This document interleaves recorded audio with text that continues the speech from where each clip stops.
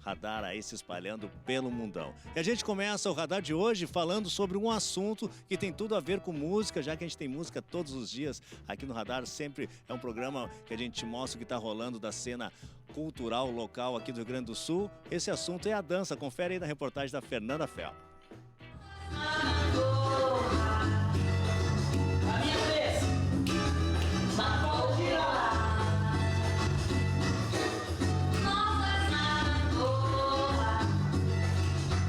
A dança de salão chegou no Brasil lá no século XIX, junto com os professores de etiqueta da corte portuguesa.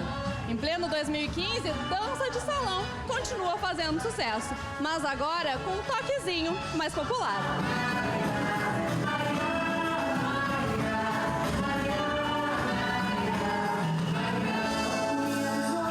Ranieri, perguntar para uma pessoa que deixou a primeira profissão, que é formado em direito, que exercia, né, que era advogado, perguntar se gosta de dançar, não precisava nem fazer essa pergunta, né?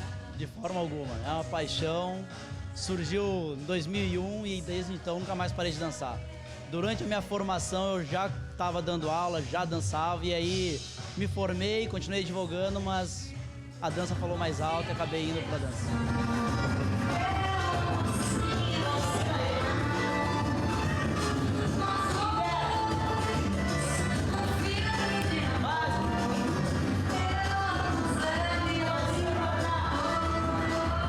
Se a gente for falar de benefícios da dança, né, Ranieri, é muito mais do que um movimento, né? Traz um benefício social também para esse pessoal que está dançando. É muito maior, assim. A dança ela não é só fazer passos de dança. Fazer passos de dança é muito pouco em relação a tudo que ela tem e o que ela oferece. Hoje você tem assim, uma interação social no mundo virtual que a gente vive hoje, onde é Facebook o tempo inteiro, é WhatsApp o tempo inteiro. Você começa a ter uma relação pessoal, né? Com outra pessoa diretamente. Não tem como tu dançar com o computador. Então tu és obrigado a dançar com uma outra pessoa. É muito melhor.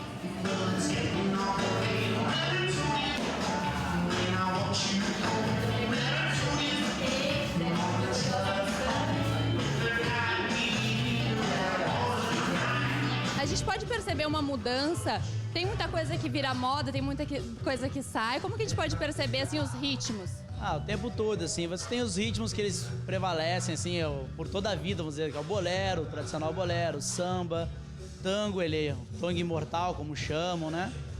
O soltinho, que a gente tem em tudo e as pessoas não percebem isso, desde o Fevers a gente tem, segue até hoje, mas muda, né? O West Coast Swing, que é um ritmo da década de 20, 30, voltou, então as coisas elas se renovam.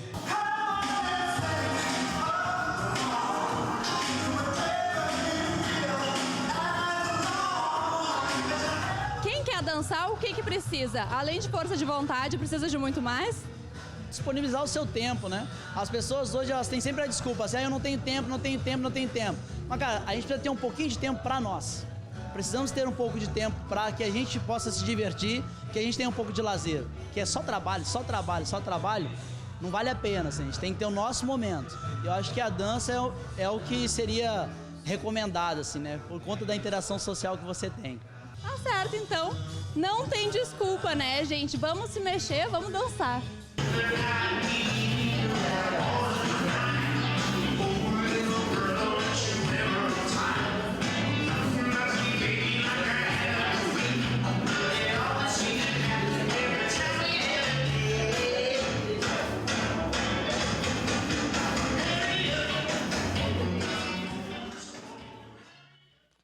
Pô, muito legal. E pelo que eu sei, a Fernanda Fel é uma ótima dançarina. Pena que a gente não pôde conferir ali, né, pessoal? E saindo da dança, a gente vai para a música e para o cinema, que reúne todas essas artes. Eu converso agora com Cristiano Bastos sobre o documentário Nas Paredes da Pedra Encantada, filme sobre o disco Paebiru, Caminho da Montanha do Sol, disco aí feito pelo Zé Ramalho e Lula Cortez, que foi produzido lá por 74, 75, né? Boa noite. Tudo bom, Pia? Mais uma vez, obrigado. Esse disco ele foi lançado em 75, né? Ele foi produzido em 74. Foi produzido em 74, gravado em 74, mas a inspiração dele já remonta alguns anos atrás, né? É um disco bem raro, né? Hoje ele custa aí de 4 a 5 mil reais, né? É tido como um dos discos mais raros e caros da música brasileira, né? Certo. e mais conhecido fora do Brasil do que aqui no nosso país, né? É um disco que marca uma psicodelia brasileira, né, Cristiano, com elementos regionais também, né? Isso, principalmente uma psicodelia recifense, pernambucana, né, e também paraibana, né, porque na época em que esse disco foi feito, né, a música jovem, digamos assim, contemporânea de Pernambuco e da Paraíba, elas não estavam popularizadas ainda, né. Isso aconteceu anos mais tarde, com o Zé Ramalho, seu primeiro disco, o Alceu Valença, né, e outros cantadores, né, exemplo do Fagner, e dentre tantos outros, né? E esse disco ele é um precursor de várias coisas, inclusive do Mangue Beat, né? Certo. E esse disco do Lula Cortes e do Zé Ramalho tem outras participações especiais, né? Como Alceu Valença, né? Entre São mais outros, de 30 né? músicos tocando, né? Geraldo Azevedo. Geraldo Azevedo, Ivinho, que é o Iveson Vanderlei, que tocava no Ar Sangria, o Zé Ramalho, Laílson de Holanda, Zé da Flauta, uma turma que é difícil até de numerar, né? Músicos até menos populares hoje em dia, né?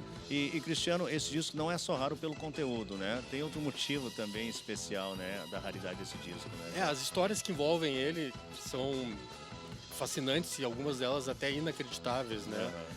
Acontece que esse disco ele é também, além de tudo, um dos primeiros discos da chamada música independente brasileira, né? Certo. Na época em que isso não existia ainda, não era uma prática, né? Foi produzido pelo Lula Cortes? Foi produzido pelo Lula Cortes, que também produziu três discos, além do Paibiru, tão importantes quanto o Paibiru, né? Do chamado Udi Grude Recifense, né? Que seria o Sattva, Marconi Notaro nos Sub-Reinos Metazoários e o Flaviolo Bando do Sol. Isso ele fez montando dentro da gravadora recifense Rosenblit, que era uma grande gravadora lá que gravou e lançou várias coisas no Nordeste, um selo chamado Solar, né? Esse selo lançou então esses 4 discos com uma total liberdade de experimentação estética, né? Um privilégio, né? Ainda mais naquela época. Na verdade, esse disco nunca foi lançado, né? Ele foi feito, mas não chegou a ser lançado. Não, ele foi lançado, sim, na época. Fizeram 1.300 cópias. Certo. Só que em 75 houve uma cheia, que até hoje é uma cheia que é considerada clássica, né? Se é que alguma cheia pode ser considerada clássica, que submergiu o Recife. E eles guardaram, então, como esse disco é um álbum duplo, né? Com encarte, que é um livro dentro, que tem textos, investigações sobre a cultura, porque esse disco é inspirado numa pedra, né? Que é chamada Pedra do Ingá, que fica no Ingá do Bacamarte, no interior da Paraíba. Isso foi a inspiração fundamental para que eles fizessem esse disco, né? Que é um disco conceitual, digamos assim. E essa enchente destruiu a maior parte dos discos. Então, prensaram 1.300 cópias, mas como era muito papel, era muito volumoso, a enchente molhou os primeiros, a pilha caiu e tinham separado apenas 300 dessas em outro lugar, essas se salvaram. E essas que são disputadas por colecionadores do mundo inteiro, né? E desconfia-se que a maior parte dessas cópias não estão mais no Brasil, né? Esse disco, na época em que eu fiz a reportagem para a revista Rolling Stone, Agreste Psicodélico, em 2008, quando eu decidi então fazer esse documentário, esse disco estava avaliado em cerca de R$5.000. Ele é mais raro e mais caro que o primeiro do Roberto Carlos, que é o Louco por Você. Cara, e Paibiru, o que quer dizer isso, Paibiru? Paibiru, na realidade, é uma corruptela poética de Peabiru. Peabiru quer dizer a pé até o Peru, porque isso diz respeito às lendas de Sumé. Sumé é a entidade indígena que ensinou aos índios brasileiros, né? Essa entidade, o deus dos índios, que ensinou aos índios brasileiros os ofícios, né? De como plantar, de colher, usar determinadas ferramentas, e teria Sumé abrido a primeira estrada do Brasil, que seria o caminho de Peabiru, que vai de Santa Catarina até o Peru, até o Machu Picchu. Então, a pé até o Peru. E esse caminho passa lá pelas tantas na Paraíba, onde tem essa Pedra do Ingá. Então, as lendas de Sumé são muito fortes naquela região, e isso perpassa o disco inteiro, tanto que a música que abre o disco chama Trilha de Sumé. E essa pedra de Ingá, cara, é uma coisa que os geólogos ainda não conseguiram definir realmente o que é. É considerado um dos sítios arqueológicos mais importantes do mundo, embora no Brasil pouca importância tenha se dado oficialmente, até pelos governos, embora devo dizer que até pouco tempo atrás essa importância foi melhorada, porque antes nem cercado era o sítio onde se encontra essa pedra. Se fosse menor, tinha E até hoje levado para o outro lado. Foi tombado. No próprio filme, o Lula Cortes, né, que junto com o Zé Ramalho fez esse disco, é o primeiro disco gravado tanto pelo Lula Cortes quanto pelo Zé Ramalho. Eles denunciam, porque tinha muitos arqueólogos franceses que iam lá tirar pedaços da pedra para levar, entendeu? Tinha muita pichação, né? A gente usava aquele lugar para encontros amorosos, coisas do tipo, né? E são inscrições que até hoje não foram decifradas, né? O Zé Ramalho mesmo explica que foram os alienígenas que fizeram. Cara, e o disco, E a ele mente acredita nisso. é um disco duplo, né? Um disco duplo. E cada disco, cada um dos discos tem uma influência também dos elementos da natureza. Telúrico, né? Tipo, cada disco, cada lado do disco é um elemento. Terra, água, fogo e ar, né? Então, nesses 4 lados, né, desses discos duplos, eles interpretam as lendas, né, de acordo com cada elemento, né? No lado água, por exemplo, onde tem essa pedra, corre um riacho, né? Certo. Eles gravaram o som do riacho, mixaram com com as músicas, tudo feito em 2 canais, que é mais impressionante. Essa música que a gente ouve do fundo chama Pedra, Templo, Animal. A gente está falando no Radar de hoje sobre o disco Paebiru, que ganhou um documentário, e um dos diretores é o Cristiano Bastos, que está aqui do meu Com o lado. Leonardo Bonfim. A gente vai fazer um pequeno intervalo e na volta a gente continua falando sobre o disco Paebiru e também a produção desse documentário. Não sai daí.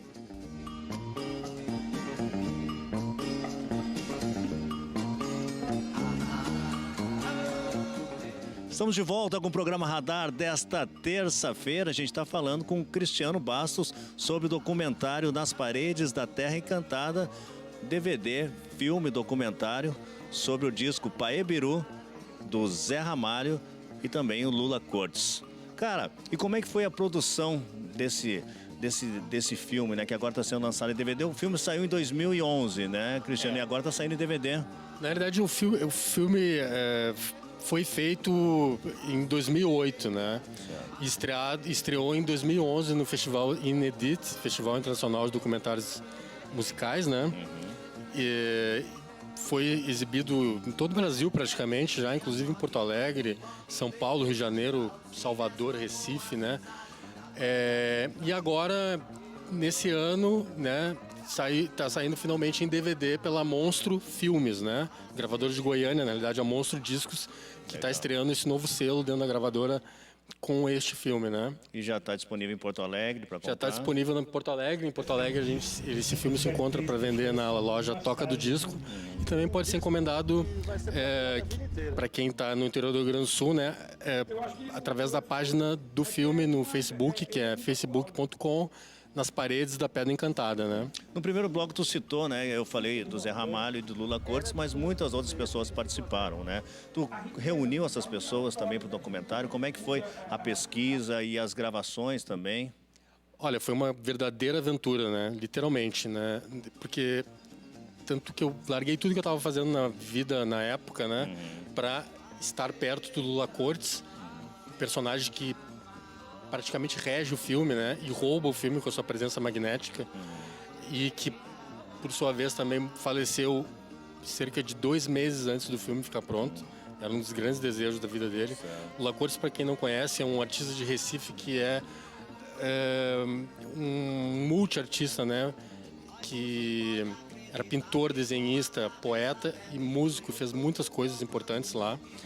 E a feitura desse filme foi feita totalmente 100% independente, né? Certo. Foi todo bancado do meu bolso, certo? Isso, ao passo que tem muitas vantagens, também tem muitos Certo. problemas, né? Torna bem mais difícil, né? Viagens, locações, Sim. né? E equipamento mesmo, né? Tive de investir tudo que eu tinha para poder fazer esse filme, né? E tu conseguiu reunir os principais personagens? O filme só tem pessoas que participaram dessa história e que estão presentes no disco falando, né?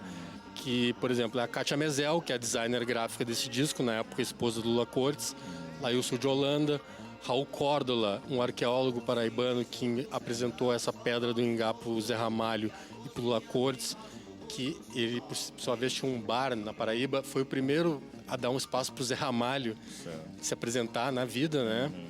Hugo Leão, que faz participações em várias músicas, dentre as quais a música tema desse disco, que é Nas Paredes da Pedra Encantada.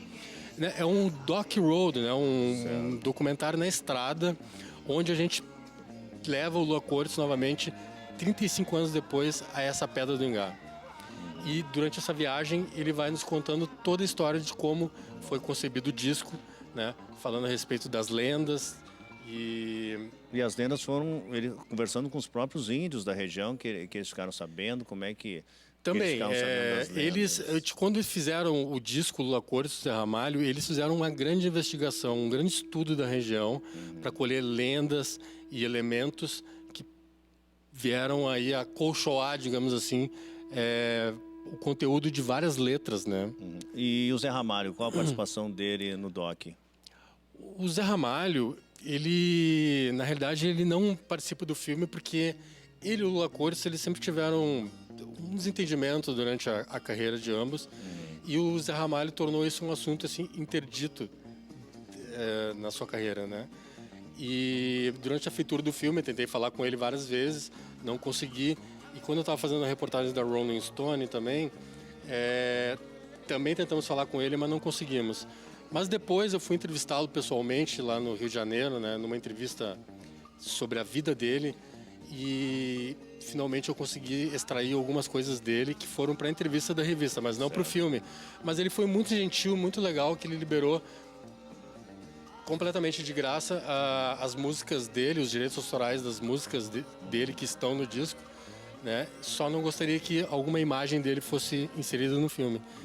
E é dessa forma, porque o filme também ele não se utiliza de imagens de arquivos, eles não existem, né? O filme é o que nós vimos durante essa trip, eu, Leonardo Bonfim, que é o diretor que fez o filme comigo, e durante essa viagem, inclusive, só vimos um original do Paibiru, porque ele já foi reeditado lá fora, né? Um selo inglês chamado Mr. Bongo, ele comprou os direitos de reprodução desse disco e também dos outros que eu falei, né? Do Marconi Notário, Subirremes Metazoário, do Sátiva, do Flaviola, do Bando Sol, e vendem como água isso no exterior atualmente. Só que as cópias não são iguais às originais. As originais são ainda mais complexas nesse sentido. Somente uma, então, tu conseguiu ter? Só vi uma cópia que pertencia ao Raul Córdola, que é o arqueólogo esse que participa do disco, mostrou a pedra para esses dois artistas e que tinha ainda guardado. Cara, é um momento muito legal do filme quando ele pega o disco na sua prateleira. Imagino. Um tesouro, né? Cara, e como é que foi a produção desse disco, né? Me parece que foi de uma maneira muito espontânea que eles gravaram as músicas, né? Foi algo bem visceral, né? Bom, pra tu ver, né? Na realidade, eu errei aqui. O Paibiru é gravado em 4 canais, porque todos esses outros 3 discos que eu falei antes eram gravados em 3 canais. Certo. Eles faziam verdadeiros milagres, né? O dono da Rosenblit cedeu ao Lula Cortes um estúdio, então lá eles faziam várias experimentações. Por exemplo, na música Nas Paredes da Pedra Encantada, tem gente que acha que em sua introdução dessa música são efeitos eletrônicos. Na realidade, são uma folha. Certo. E era criado na hora mesmo. Cara tocado. Com algum estudo, né? Porque o Lula Cortes ele tinha uma proficiência enorme assim, no conhecimento de instrumentos e a música nordestina é muito rica, né? Por si própria, né? A música recifense ela é muito rica. Então eles se apoderaram de tudo isso, né? E fundiram isso também com a música da época, né? O rock progressivo, a música psicodélica, né? Isso chama muito a atenção de quem está lá fora, porque não tem nada semelhante ao que eles fizeram. Eu diria até que nem os Mutantes fizeram, né? Certo. Que tinha uma matriz um pouco mais anglo-saxã, digamos assim. E o Paibiru, eu tem acho essa influência que regional forte, provavelmente é o disco de psicodelia brasileira, legitimamente falando. Não existe nada igual, porque as lendas, o disco remete o tempo inteiro à lenda de Sumé, que é, por excelência, uma lenda brasileira. Legal, quero agradecer a tua presença. Eu que agradeço novamente. Aqui no Radar, cara. E parabéns por esse trabalho, que é um trabalho muito interessante. E confiram aí o DVD, então, nas paredes da Pedra Encantada sobre o Paebiru. Muito obrigado, Cristiano. Querendo saber mais algumas informações, visitem a nossa página do Facebook, nas paredes da Pedra Encantada. Muito obrigado. Muito obrigado. E agora tu confere o nosso quadro Radar Apresenta Bulgarins, lá de Goiânia, banda influenciada pela psicodelia brasileira. Confere aí.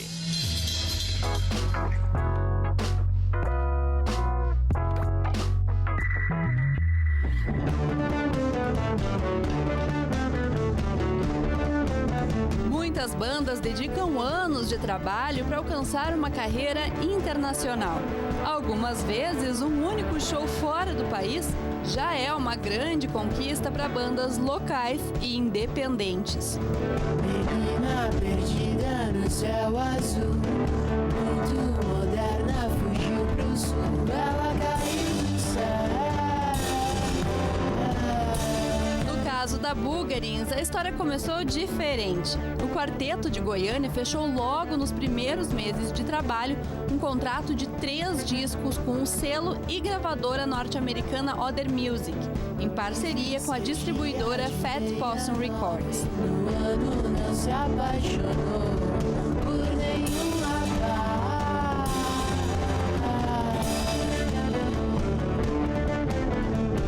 Mas que som é esse que conquistou os gringos?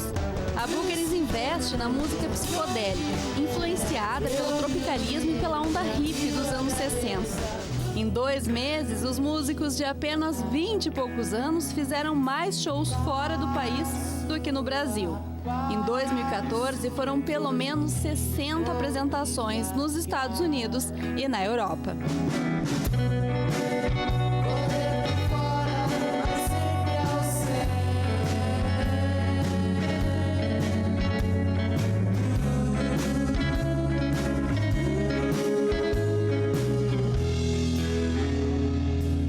O primeiro disco, As Plantas que Curam, saiu em 2013 e o segundo está previsto para esse ano.